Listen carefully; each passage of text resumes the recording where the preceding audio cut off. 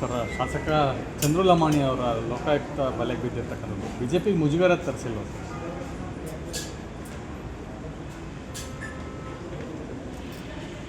ನಾನು ಕೂಡ ದೃಶ್ಯ ಮಾಧ್ಯಮಗಳಲ್ಲಿ ಪತ್ರಿಕೆಗಳಲ್ಲಿ ಎಲ್ಲವನ್ನೂ ಕೂಡ ನೋಡಿದ್ದೇನೆ, ಓದಿದ್ದೇನೆ. ಚಂದ್ರು ಲಮಾಣಿ ನಮ್ಮ ಶಾಸಕರ ವಿಚಾರದಲ್ಲಿ ಮಾತನಾಡೋ ಮುಂಚಿತವಾಗಿ ಕಾಂಗ್ರೆಸ್ ಸರ್ಕಾರ ಬಂದಾಗಿನಿಂದ ಬಣಜಾರ್ ಸಮಾಜವನ್ನು ಟಾರ್ಗೆಟ್ ಮಾಡ್ತಾ ಇರ್ತಕ್ಕಂಥದ್ದು ಜಗಜ್ಜಾಹೀರಾಗಿದೆ. ಎಲ್ಲೋ ಒಂದು ಕಡೆ ಕಾಂಗ್ರೆಸ್ನವ್ರಿಗೆ ಬಣಜಾರ್ ಸಮಾಜ ಅಂತ ಹೇಳಿದ್ರೆ ಭಾರತೀಯ ಜನತಾ ಪಾರ್ಟಿ ಜೊತೆ ನಿಂತಿದೆ ಮುಂಚಿಂದನೂ ಕೂಡ ಗಟ್ಟಿಯಾಗಿ. ಕಳೆದ 30-40 ವರ್ಷಗಳಿಂದ ಈ ಸಮಾಜ ಭಾರತೀಯ ಜನತಾ ಪಾರ್ಟಿಯನ್ನು 100% 100% ಬೆಂಬಲಿಸ್ಕೊಂಡು ಬರ್ತಾ ಇದೆ ರಾಜ್ಯದಲ್ಲಿ.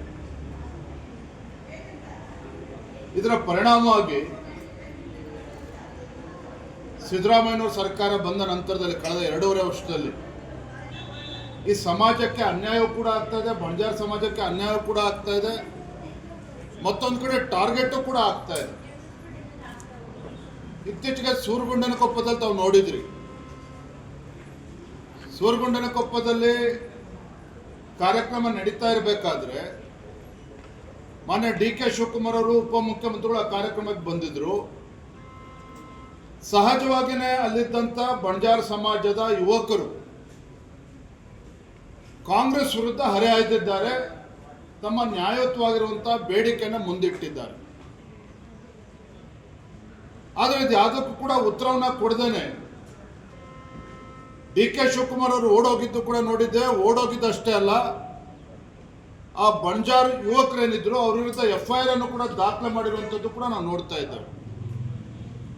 ಯಾಕೆ ಇದೆಲ್ಲವನ್ನು ಕೂಡ ಹೇಳ್ತಾ ಇದ್ದೇನೆ ಅಂತ ಹೇಳಿದ್ರೆ, ನಮ್ಮ ಚಂದ್ರು ಲಮಾಣಿ ಬಗ್ಗೆ ಏನಿವತ್ತು ಚರ್ಚೆಗಳು ನಡೀತಾ ಇದ್ದಾವೆ, ಅದು ಏನಾಗಿದೆ, ನ್ಯಾಯಯುತವಾಗಿ ಅವ್ರು ಎದುರಿಸ್ತಾರೆ, ಶಾಸಕರಿದ್ದರೆ ಎದುರಿಸ್ತಾರೆ.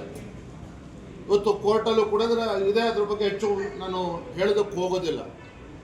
ಆಡಿಯೋ ಏನು ಲೀಕ್ ಆಗಿದ್ದಾವೆ, ಏನೇನು ಚರ್ಚೆ ಆಗಿದ್ದಾವೆ, ಯಾವ ರೀತಿ ರಾಜಕೀಯವಾಗಿ ಟಾರ್ಗೆಟ್ ಆಗಿದ್ದಾರೆ, ಇವೆಲ್ಲವೂ ಕೂಡ ಬಹಿರಂಗ ಆಗಿದೆ. ಆದರೆ ಒಂದಂತೂ ಸತ್ಯ, ಈ ಕಾಂಗ್ರೆಸ್ ಸರ್ಕಾರ ಬಣಜಾರ್ ಸಮಾಜದ ಬಗ್ಗೆ ದ್ವೇಷದ ರಾಜಕಾರಣ ಮಾಡ್ತಾ ಇದೆ ಅನ್ನೋದ್ರ ಬಗ್ಗೆ ಯಾವುದೇ ಒಂದು ಅನುಮಾನಗಳಿಲ್ಲ.